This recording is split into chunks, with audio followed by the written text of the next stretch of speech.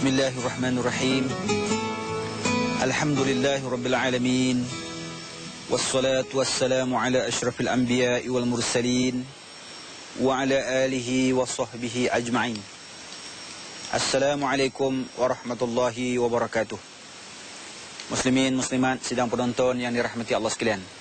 Bertemu kita pada pagi yang penuh dengan kerahmatan Allah Subhanahu wa taala. Saya nak mulakan motivasi kita pada pagi ini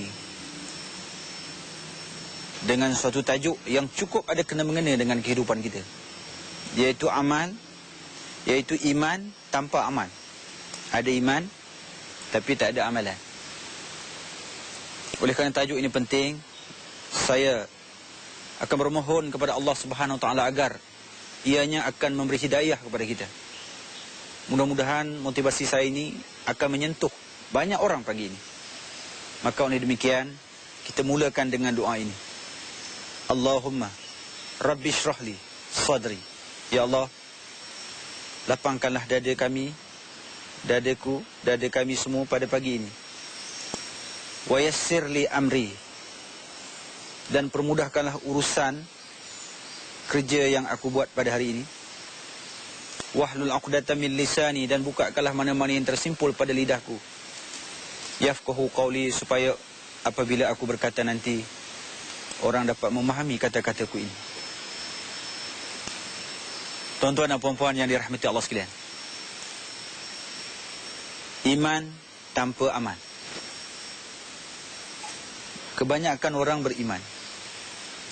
Kerana beriman, mereka mengucap dua kalimah syahadah tanpa ada orang paksa.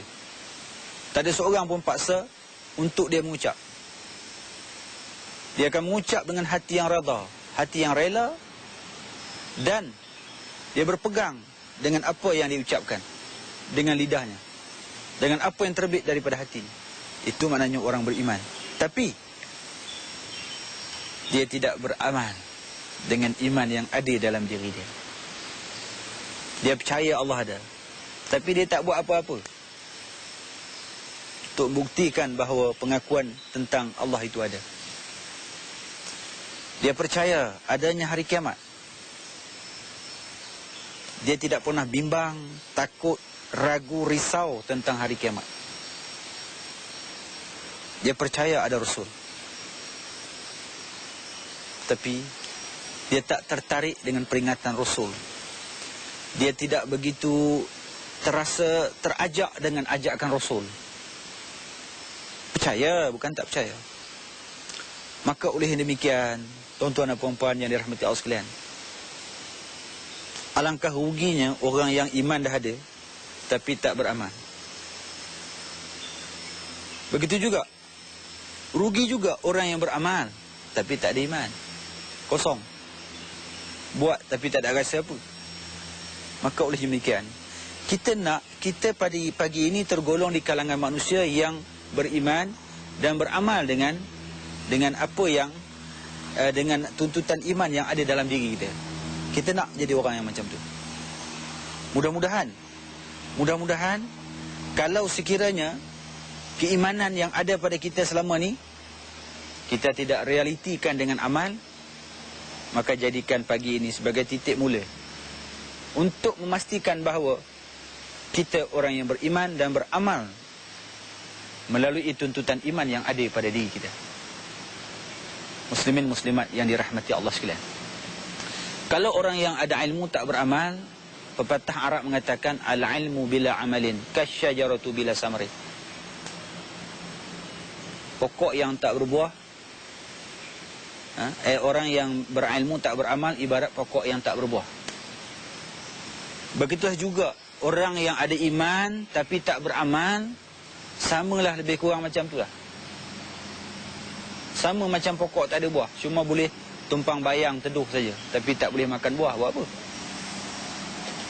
Kalau sekiranya orang perlukan bayang kita, kalau orang tak perlukan bayang, maka lagi tak bergunalah kita pada masa itu.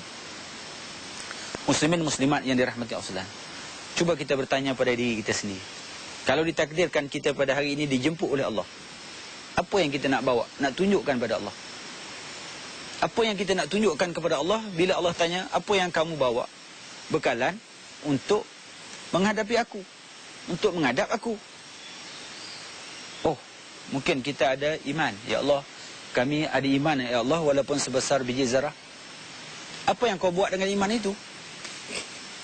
Iman yang ada pada kamu itu apa yang kamu buat? Kami tak buat apa-apa ya Allah. Kami cuma percaya tapi kami tak buat. Percaya tak buat, apa beza dengan orang yang tak percaya dan tak buat? Orang yang tak percaya tak buat, nama dia kafir. Tak beriman dan tak buat. Orang yang percaya tapi tak buat, dia nama Islam tapi fasik. Beza orang fasik dengan orang kafir itu tak berapa jauh. Ini yang paling banyak, gulungan ni yang paling banyak ni yang duduk depan saya ni, yang sedang dengar motivasi pagi ni, ada yang belum sembahyang subuh. Tapi dia takut pada Tuhan, bukan dia tak takut. Dia takut, ya Allah, aku takut ya Allah, tapi tak sembahyang. Bulan puasa, dia tak mampu nak puasa. Dia makan, tapi dia takut pada Allah. Ish, aku ni, takut makan. Maknanya dia beriman, bukan tak iman. Tapi tak boleh buat. Sama ada tak boleh buat tu sebabkan tak nak buat, atau tak mampu buat, atau malas nak buat, atau tu terlalu banyak.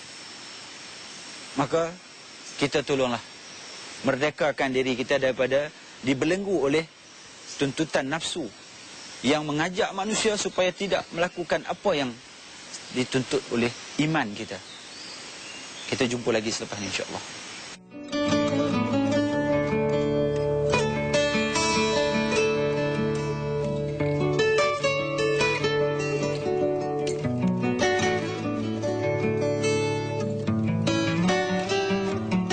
Agak-agak iman yang ada pada kita ni dah rosak atau dah mati atau masih hidup cuma tak berfungsi. Cuba kita perhatikan. Sebab itu tuan-tuan dan puan-puan yang dirahmati Allah sekalian, ada orang iman dia rosak. Tanda-tanda iman rosak, tanda-tanda iman seseorang itu rosak, maka dia akan menerbitkan, akan menyebabkan hatinya, menyebabkan perbuatannya, menyebabkan kelakuannya akan nampak sumbang pada orang, mata orang yang beriman. Contoh, saya buat contoh. Contohnya seseorang yang mati, rosak imannya. Orang rosak iman ni apabila dia tengok benda yang maksiat, keinginannya begitu tinggi untuk melakukan maksiat. Itu iman yang rosak. Keinginan begitu tinggi untuk melakukan maksiat, maka kemungkinan untuk melakukan maksiat itu juga tinggi. Manakala bagi iman yang sudah mati, dia tak akan terfikir lagi untuk melakukan maksiat.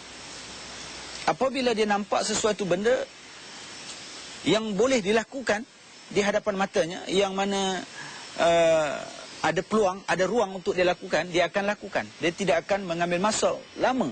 Dia tidak akan mengambil masa lama untuk berfikir, untuk melakukan maksiat itu. Dia akan buat. Sebab tu kita nampak ada orang bunuh orang begitu mudah sekali. Campak tepi jalan. Ada orang menipu orang begitu mudah sekali. Sehingga kan ada orang rugi berjuta-juta. Sebab apa?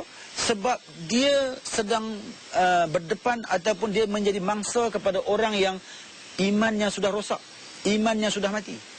Sebab tu kalau kita nak berkawan dengan orang, pastikan orang ni beriman ataupun tidak. Kalau kita berkawan dengan orang yang tak beriman, maksudnya orang yang tidak percaya dan tidak percaya dengan balasan Allah di atas perbuatannya itu, maka bahaya bila kita berkawan dengan dia. Apa akan jadi?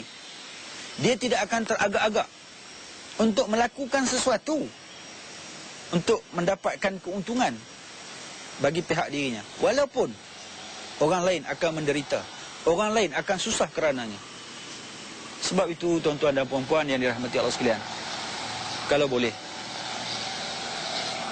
bila bangun pagi, kita kena sukat iman kita pagi ni ada banyak mana. Bila kita nak tidur malam, kita kena sukat tentukan iman kita malam ni nak tidur ni agak-agak banyak mana. Kalau kita tak berbuat demikian, mungkin kita memulakan kehidupan kita dengan kehidupan yang tak beriman. Kehidupan seorang yang tak beriman. Dan kita pejam mata kita, kita tidur sebagai orang tak beriman. Maka kalau ketika itu, kalau sekiranya kita meninggal dunia, takut-takut kita meninggal dalam keadaan tidak beriman. Orang tak beriman tidak ada harapan untuk masuk syurga Allah Subhanahu Wa Taala. Orang yang tidak beriman tidak ada harapan untuk masuk syurga Allah. Biar kita beriman, walaupun sedikit iman kita, untuk memastikan kita boleh masuk syurga, walaupun terpaksa melalui neraka dahulu. Tapi tak boleh lah. Jangan pula kita kata tak apalah, janji dapat masuk syurga, masuk neraka dulu pun tak apa. Ini andaian orang-orang yang tak sayang pada diri sendiri.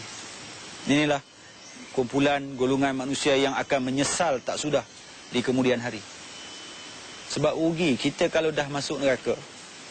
Bila masuk syurga banyak benda yang kita tak dapat. Antaranya bidadari. Rugi kita. Sebab tu kalau boleh jangan satu hari pun kita tak nak masuk neraka. Maka buat persiapan awal untuk menghadapi hari yang pasti akan berlaku. Hanya orang yang beriman saja percaya adanya hari kiamat. Hanya orang yang beriman saja percaya adanya pembalasan baik dan jahat. Hanya orang beriman saja yang percaya adanya timbangan di padang mahsyar. Kalau orang tak beriman, mana mungkin dia akan percaya semua ni? Dia tak percaya. Bila dia tak percaya, mana mungkin dia akan takut kepada Allah? Bila dia tak takut kepada Allah, maka dunia ini tidak ada batasan baginya. Orang yang tidak ada batasan bagi dia di atas dunia ni, apa dia nak buat dia boleh buat. Maka inilah manusia-manusia yang akan merosakkan dunia ini. Inilah dia manusia yang akan membinasakan dunia ini. Inilah manusia yang akan menimbulkan haru-hara di atas dunia ini. Awas, jangan kita jadi agen kepada kerosakan dunia ini. Jadilah orang yang beriman dan beramal dengan tuntutan iman. InsyaAllah kita jumpa lagi selepas ini. Jumpa lagi kita tuan-tuan dan puan-puan yang dirahmati Allah sekalian. Sekarang kita tengok pula orang-orang yang beriman dan tak beramal. Apa tanda dia? Banyak tanda dia tuan-tuan. Dia beriman, tapi dia malas beramal. Kita boleh lihat kelakuan dia, tanda-tanda yang ada pada diri dia. Orang macam ni dia tak buat maksiat, tapi ibadat pun tak buat. Ajak buat jahat dia tak nak, ajak semayang pun dia tak nak. Maknanya dia ada iman, bukan tak ada iman, tapi dia tak ada amal. Orang yang tak beriman, dia tak ada amal ni, dia lebih dekat kepada kekufuran. Lebih dekat kepada kekufuran. Kalau dia sekiranya dia tersepit ataupun terdesak, kemungkinan untuk dia melakukan perkara yang mungkar itu tinggi. Banyak kita tengok depan saya ni banyak yang macam tu. Bukan semua baik. Semua orang kata dia baik, dia pun kata dia baik. Orang kata dia tu baik sungguh. Walaupun tak sembahyang dia tu baik. Pada kita memang baik dia tak, walaupun tak sembahyang. Dia pun cakap macam tu. Dia kata saya ni walaupun tak sembahyang, tapi saya hati baik. Untuk apa hati baik tapi tak boleh melaksanakan tuntutan Allah? Baik yang macam ni kita nak bawa ke mana? Baik yang macam ni boleh buat apa? Rugi jadi orang yang baik, tetapi kebaikannya tidak ada nilai di sisi Allah Subhanahu Wa Taala. Ada orang pula buat, bukan tak buat ibadat, tapi maksiat dia sapu. Ada juga. Itu maknanya dia beribadat, dia buat, tapi dia tak ada iman. Dia tak teragak-agak. Lalu agak depan dia sapu. Lambat jumpa hari apa orang beli nombor ekor, dia beli. Dia tak kira. Ada rasuah, dia sapu. Orang kata boleh dapat duit walaupun haram, dia sapu, dia tak kira. Dia sembahyang. Sebab dia berkawan dengan orang semayang. Bukan dia semayang tu kerana tuntutan iman dia. Dia semayang sebab di rumah isteri dia semayang. Dia semayang. Dia semayang sebab apa, kawan-kawan dia ajak dia pergi semayang. Dia semayang lah, tapi kosong. Sebab tu bahaya, tuan-tuan. Sangat bahaya. Tetapi yang beramal, yang tak beriman tak banyak seperti mana orang yang beriman tak beramal. Sedih dan kesiannya kawan-kawan kita ni yang ada iman, yang tak beramal ni, kita kesian dekat dia sebab dia baik pada pandangan mata kita. Semua orang kata baik, tapi bila hari kematian dia, kita akan kata apa? Kesian dia ni. Dia baik, tak pernah buat maksiat. Tapi dia tak pernah sembahyang Jumaat. Dia tak pernah puasa bulan Ramadan. Duit banyak, tak pernah pergi haji. Kesian dia. Kita kesian, kita tolong kasihan kepada dia kerana dia baik. Kalau dia tak baik lain. Dia jahat, orang kata, ya lantaklah padan muka dia. Kalau dia mati pun orang tak susah. Itu bagi orang yang jahat, yang tak ada iman. Ni yang ada iman, yang tak mau beramal ni. Duit banyak, kita ajak pergi Mekah. Jom pergi Mekah. Dia kata, jomlah, pergilah dulu. Dia bagi duit, bukan tak bagi duit. Dia bagi duit. Nah, orang nak pergi Mekah, dia bagi duit. Kalau tidak didorong oleh perasaan, kalau tidak didorong oleh iman, mana mungkin dia nak bagi duit kat orang? Orang nak buat kebajikan, dia bagi. Orang nak buat surau. Oh, dia kata, saya sumbang 10,000. Bagi 10,000. Dia tak pergi semayang. Dia tak pergi semayang. Bulan puasa, dia yang paling banyak sekali buat majlis buka puasa. Dia tak puasa. Dia tak puasa. Bila dia tengok orang nak buat maksiat, dia benci. Ini apa ni maksiat ni? Dia benci orang buat maksiat. Tapi dia tak boleh menghalang orang buat maksiat. Lantak ah. Nak buat. Aku tak mau. Dia tak buat. Orang buat, dia tak suka. Maksudnya iman masih ada. Tapi kemampuan untuk melaksanakan tuntutan iman dia tu tak ada. Sayang, kesian. Kesian. Sebab tu dia orang macam ni, dia berkawan dengan orang baik-baik. Kawan-kawan dia semua baik-baik. Kawan-kawan jahat, dia tak nak kawan. Dia tengok orang ni jahat, dia tak nak kawan. Orang ni kaki rasuah, dia tak nak kawan. Orang ni mengisap dadah, dia tak kawan. Setengah tu orang isap okok pun dia tak nak kawan.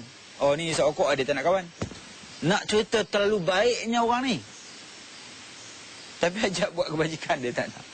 Ajak buat ibadat, dia tak nak. Kesian. Kesian. Sebab apa? Sebab dia tertipu dengan diri dia sendiri. Dia tertipu dengan keadaan sekitar. Dia tertipu dengan kejahilan dia. Sebab tu jahil ni tuan-tuan dan puan-puan, musuh yang paling berbahaya kepada diri kita. Ni jahil lah jadi macam ni. Kalau orang tu tak jahil, orang berilmu, maka dia tak akan jadi macam tu. Ilmu tu akan pimpin tangan dia. Ilmu akan pimpin tangan dia macam kita pimpin budak kecil. Akan pimpin tangan dia, pergi sini selamat, sini selamat, sini selamat, sini tak selamat. Sebab itulah, kalau nak jadi orang yang beriman, nak jadi orang baik, jadikanlah ilmu sebagai pimpinan. Jadi ilmu sebagai pimpinan. Jadikan orang yang berilmu sebagai panduan. Jangan jadikan orang kaya yang tak berilmu sebagai panduan. Rosak binasa kita. Dia kaya, jangan gunakan pengaruh kayanya tu untuk ikut.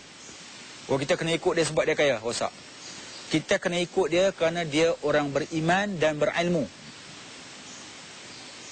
Ada iman, tak ada ilmu pun rosak. Ada iman, iman bagus. Tapi tak ada ilmu. Jadi dia tak boleh bawa ke mana. Itu yang ada iman, takut buat dosa tapi tak buat ibadat tu. Buat ibadat, tapi bukan kerana takut pada Allah. Buat ibadat itu kerana yang terlalu banyak, kerana itu dan kerana ini. Itulah, iman dia sesat. Iman yang ada padanya itu tidak dijuruskan ke tempat yang betul. Uji tuan-tuan dan puan-puan. Sebab tu kalau kita nak jadi beriman, berimanlah melalui ilmu, baru dia akan datang takwa yang sebenarnya takwa. Bila kita ada iman, ada ilmu, ada taqwa, insya-Allah kita tidak akan hilang dunia dan kita tidak akan hilang akhirat. Inilah 3 alat untuk nak menawan dunia dan tawan akhirat. Kalau tidak ada 3 benda ni, mungkin kita dapat dunia kita, tapi akhirat belum tentu dapat. Mungkin kita dapat akhirat, tapi dunia kita hilang. Dunia, Allah hamparkan dunia ini untuk kita, bukan untuk orang lain. Maka ambillah dunia ini, jangan sampai tercecer akhirat. Ambillah akhirat, jangan sampai tercecer dunia. Ambillah dunia dan akhirat, insya-Allah kita akan selamat di dunia dan selamat di akhirat. Sekian, wabillahi taufiq wa hidayah. Assalamualaikum warahmatullahi wabarakatuh.